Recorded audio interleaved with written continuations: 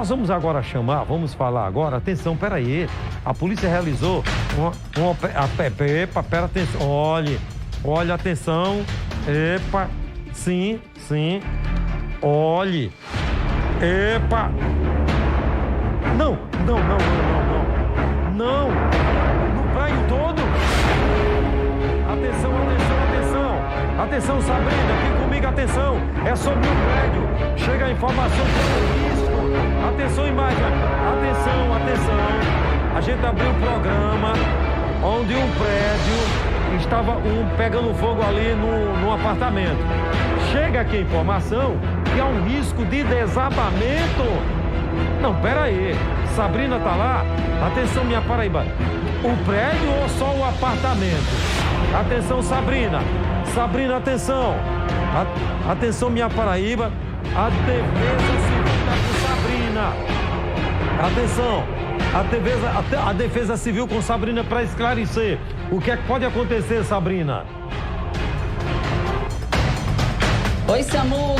Oi, vocês aí de casa que estão acompanhando ao vivo a nossa programação, que desde logo cedo estávamos acompanhando esse caso aqui do incêndio em Brisamar, mas a gente agora vai trazer mais atualizações, como agora há pouco eu já informei, a gente chegou aqui no local, o fogo já estava contido pelo Corpo de Bombeiros, não tinha ninguém dentro do apartamento do 7º andar, graças a Deus, nenhum ferido, mas há um certo comprometimento na estrutura do prédio. Para conversar melhor, após o escaldo que foi feito do Corpo de Bombeiros, a Defesa Civil foi fazer a sua perícia interna para entender como é que estará a estrutura desse prédio que vocês estão vendo agora. Eu vou conversar agora com o diretor da Defesa Civil, Renato Lins. Renato, seja bem-vindo à nossa programação. A parte do trabalho da Defesa Civil foi analisar a estrutura do prédio. Qual a atualização deste caso? Boa tarde. Boa tarde. Veja só, a gente subiu após os bombeiros fazerem o primeiro rescaldo do apartamento e ao entrar a gente viu que existe um comprometimento de viga e de laje. Então, a princípio, a gente está interditando o prédio para evitar um acidente com pessoas que possam estar dentro e esperar realmente esfriar a estrutura para poder fazer uma nova avaliação. As pessoas estavam ali um pouco nervosas, os outros moradores de outros blocos e outros apartamentos, porque ao passar próximo a esse apartamento que foi interditado, eles sentiram alguns estalos na parte do edifício. O que isso significa? Bom, esse prédio ele tem um problema já antigo da cerâmica se destacar, mas a gente não pode descartar uma possibilidade de ter afetado realmente a estrutura e vir alguma laje a colapsar. Nesse caso, havendo um colapso de uma laje, pode danificar o prédio todo e até ter desabamento geral? Existe a possibilidade, a gente não pode afirmar, mas existe o que a gente chama de colapso progressivo. Onde uma laje, quando ela desaba, ela vai cair em cima da outra, que aí cai e vai progredindo. Mas isso daí são em casos extremos. A gente precisa aguardar e avaliar novamente. Para evitar uma tragédia, também tem que ter a orientação desses moradores aqui para quem precisa de documentação, quem tem remédio em casa. O que é que vocês estão fazendo para tentar amenizar aqui um pouco a situação desses moradores, que eu estou vendo ali um pouco de pânico?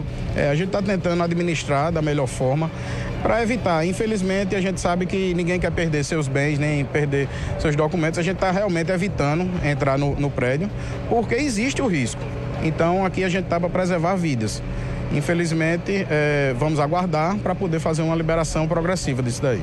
Obrigada, viu, Renato, pelos seus esclarecimentos. Bom trabalho. A Defesa Civil vai permanecer aqui no local, orientando os moradores, tentando montar um plano estratégico para a subida de algumas pessoas que precisam retirar dentro dos seus apartamentos seus remédios, respectivos documentos, mas o prédio vai ser evacuado totalmente para poder esse trabalho ser feito e entender como é que vai ficar essa parte da estrutura para evitar até uma tragédia, Samuca. Então, pedimos quem está acompanhando a nossa programação, que tem parentes aqui, que moram por aqui, que estão em algum lugar acolhidos, permaneçam nesses lugares, porque aqui esse prédio, esse edifício, o Paganini, vai ser sim evacuado para poder ter toda a sua estrutura analisada para uma documentação melhor e depois, quem sabe, verificar isso para a retomada dos moradores. Pois não, Samuca, eu estou te ouvindo.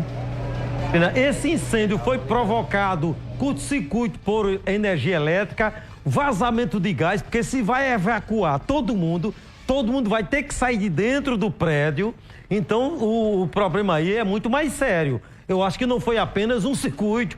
Será que tem algum problema de vazamento de gás? É isso que a gente quer saber. Me diga aí, por favor, Sabrina.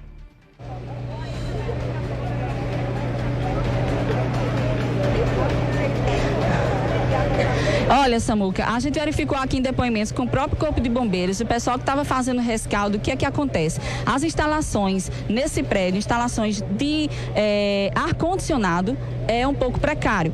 Então, o primeiro quarto onde aconteceu o incêndio tem um ar-condicionado que já vinha com alguns, digamos assim, precisando de alguns reajustes, mas na sacada dá para sentir diretamente onde foi que começou esse incêndio. Kleber está dando uma volta aqui para vocês verem a imagem da janela, a primeira janela que tem este ar-condicionado, como foi que ela ficou. Ele vai mostrar, o Kleber, aguenta aí um pouquinho que a gente vai mostrar para vocês, para entender a principal causa. Ainda não é de forma, digamos assim, já dita pelo Corpo de Bombeiros que foi isso que ocasionou, mas eles estão nessa observação.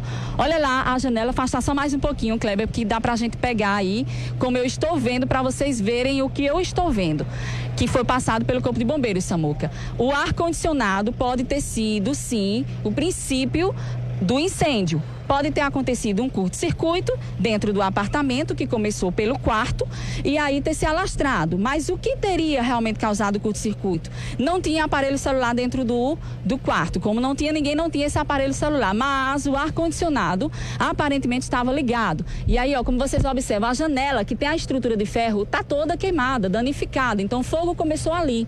E aí pode ter se alastrado para o restante do apartamento, danificando as outras coisas e outras partes internas. É uma estrutura antiga, esse prédio ele é antigo, bem estruturado sim, mas ele é todo na laje. E como o pessoal estava afirmando, que quando passa de uma área para outra, após o incêndio, sentem estalos na parte do piso, o que a Defesa Civil acabou de confirmar com a gente que pode sim ter um prejuízo maior, acabar o prédio realmente desabando por conta dessa estrutura danificada. Então, a evacuação ela é necessária nesse sentido para poder toda a situação se acalmar, não ficar ninguém andando dentro do prédio, para poder eles sentirem se há problemas na estrutura ou se realmente foi o passar de alguém, aquela zoada toda, o pessoal correndo, querendo sair aqui do local, porque muita gente aqui realmente, e vou lhe dar mais esse detalhe, aqui a maioria dos moradores são antigos e são idosos, então há uma preocupação com relação a essas pessoas aqui, onde vão ficar, os medicamentos que ficaram dentro dos apartamentos, tudo isso está sendo organizado pela parte do Corpo de Bombeiros, que estão tentando acalmar aí o pessoal, Defesa Civil também, mas a notícia que a gente vai atualizar para vocês é evacuação total para que esse trabalho seja feito de uma perícia mais específica para entender se realmente o prédio corre risco de desabar ou se aos poucos o pessoal pode ir voltando para as suas residências. É com você, Samuca. Tá aí. Todo mundo, todos os moradores do prédio, nesse momento, serão autorizados a deixarem os prédios. Aí, rapaz, pense num problemão. Gente, não é brincadeira não. Todo mundo tem que sair. Essa hora de almoço. Quer dizer, como é que fica a situação? Todo mundo tem que sair para poder a perícia ser feita. Isso demora. Isso não é com meia hora, não é com uma hora. Porque a perícia, os bombeiros, toda a perícia vai ter que entrar apartamento por apartamento, olhar como é que está a estrutura. Um engenheiro também. Tudo isso envolve uma equipe grande de trabalho, um engenheiro, de construção civil para analisar, um perito, um corpo de bombeiros, a Defesa Civil, é uma equipe e aí demora, isso leva aí umas 2 ou 3 horas ou mais, porque tem que ir de prédio em prédio, o cara vai num quarto, vai no outro, vai olhar, depois sobe, é assim até ver aonde